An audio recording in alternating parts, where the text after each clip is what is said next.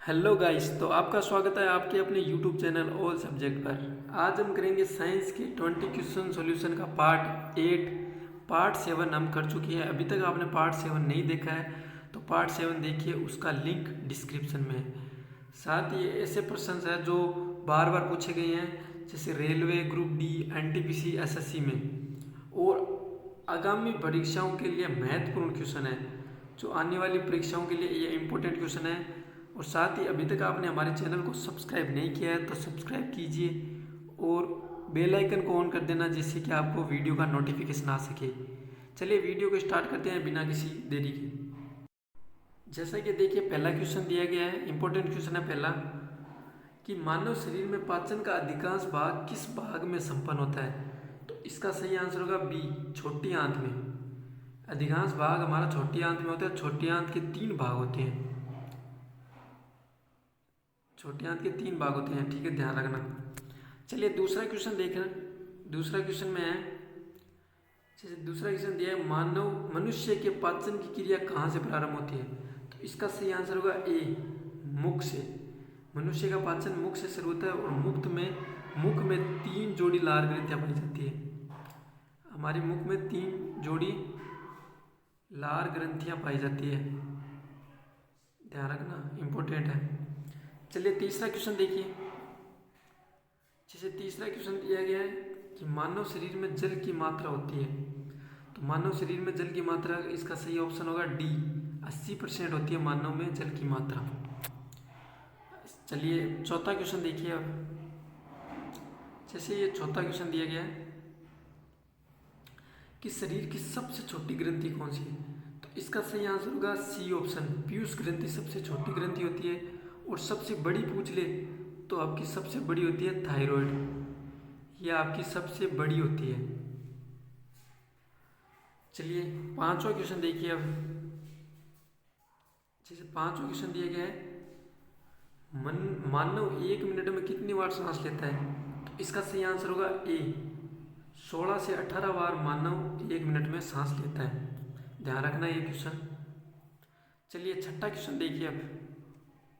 जैसे छठा क्वेश्चन दिया गया है, आधुनिक आवर्त नियम का प्रतिपादन किसने किया था।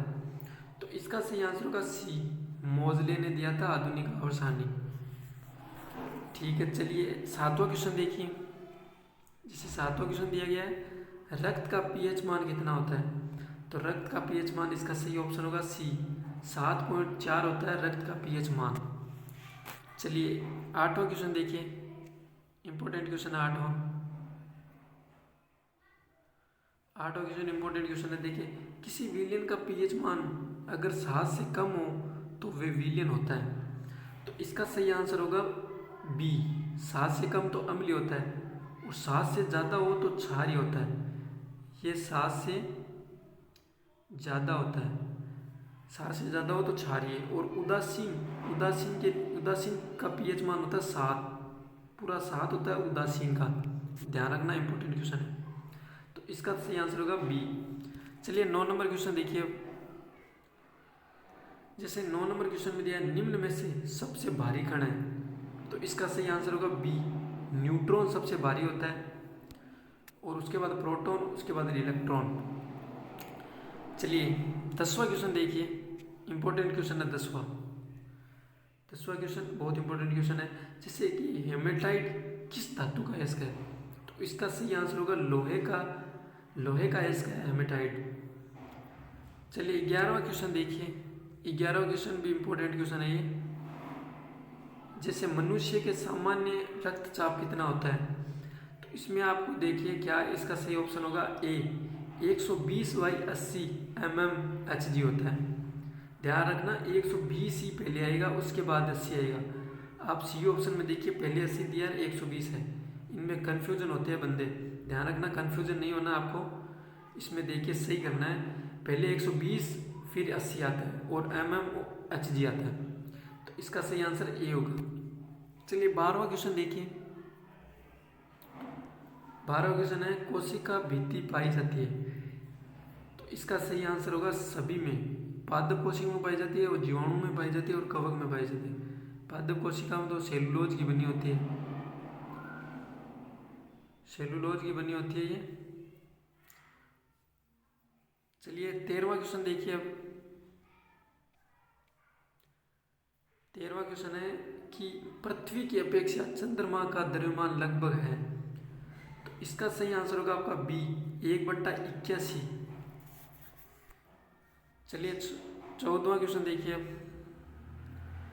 14वां क्वेश्चन है कि मनुष्य के कान में कितनी हड्डी होती है, तो मनुष्य के कानों में कितनी हड्डी होती है, तो इसका सही आंसर होगा आपका ए। मनुष्य के कानों में पूछे तो 6 और एक कान में पूछे तो 3 हड्डी होती है। और सबसे छोटी हड्डी कान की होती है, उसका नाम है स्टेपीज। ये भी ध्यान रखना, सबसे छोटी हड्डी भी कान में पाई जाती है और एक कान में 3 हड्डी होती है, तो दोनों कान में 6 हड्डी होगी, तो इसका सही आंसर होगा आपका ए। चलिए 15वां क्वेश्चन देखिए। अब जैसे कि 15वां क्वेश्चन दिया गया है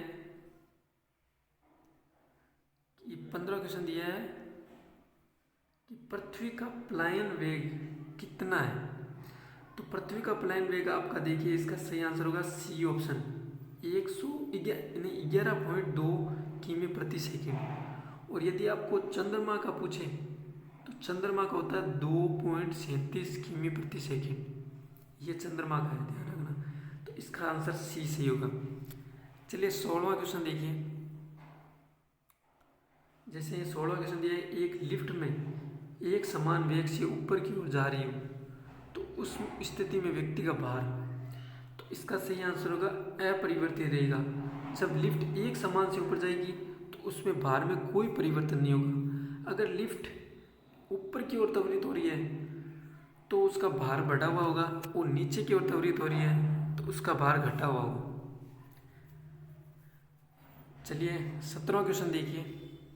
जैसे 17वां क्वेश्चन है, न्यूटन का प्रथम नियम कहलाता है, तो इसका सही आंसर होगा आपका बी जड़त्व का नियम। और न्यूटन का दूसरा नियम है संवेग संरक्षण का नियम, और न्यूटन का तीसरा नियम क्रिया प्रतिक्रिया का नियम होता है। ध्यान रखना ये तीनों नियम। चलिए 18वां क्वेश्चन देखिए। 18वां क्वेश्चन है, आधुनिक आवर्त सारणी पदार्थ की किस गुण पर आधारित है, तो इसका सही ऑप्शन होगा सी परमाणु क्रमांक पर आधारित होती है आधुनिक आवर्त सारणी। और अगर मेंडलीफ की और डोबेराइन के और न्यूलैंड्स की, ये परमाणु भार पर आधारित है। ये तीनों परमाणु भार पर आधारित है, और आधुनिक आवर्त सारणी परमाणु क्रमांक पर आधारित है। ये ध्यान रखना आप। 19वां क्वेश्चन देखिए। अब 19वां क्वेश्चन है, देखिए शून्य समूह में रखे गए तत्व किस नाम से जाने जाते हैं, तो शून्य समूह देखिए जिसके बाह्यतम कोश पूर्ण तरह भरे हो, तो बाह्यतम कोश किसका भरा होता है, 18वां वर्ग होता है। 18वां वर्ग होता है, उसका बाह्यतम कोश पूर्ण भरा होता है, तो 18वें वर्ग को हम क्या कहते हैं, तो इसका सही आंसर होगा डी निष्क्रिय तत्व है। 18वें वर्ग को हम निष्क्रिय तत्व कहते हैं। ये ध्यान रखना, इंपॉर्टेंट क्वेश्चन है ये। चलिए लास्ट क्वेश्चन देखिए। लास्ट क्वेश्चन में है कि एक लघु आवर्त में तत्वों की संख्या होती है। एक लघु आवर्त में तत्वों की संख्या, इसका सही आंसर होगा बी 8। और अति लघु आवर्त में कितने होते हैं, जैसे पहला आवर्त है ना, उसमें 2 ही होते हैं, वो अति लघु आवर्त है। फिर दूसरा और तीसरा होता है आपका लघु आवर्त, उसमें 8 होते हैं, ये आप ध्यान रखना। और फिर चौथा और पांचवा होता है आपका 18 होते हैं उसमें। और फिर छठा और सातवां होता है आपका 32, ये ध्यान रखना। 32 एलिमेंट होते हैं, 32 तत्व होते हैं उसमें। उम्मीद करता हूँ आपको वीडियो पसंद आया होगा। वीडियो अगर पसंद है तो वीडियो को लाइक कीजिए और शेयर कीजिए, साथ ही चैनल को सब्सक्राइब कीजिए और बेल आइकन को ऑन कर देना, जिससे कि आपको वीडियो का नोटिफिकेशन आ सके। And thank you.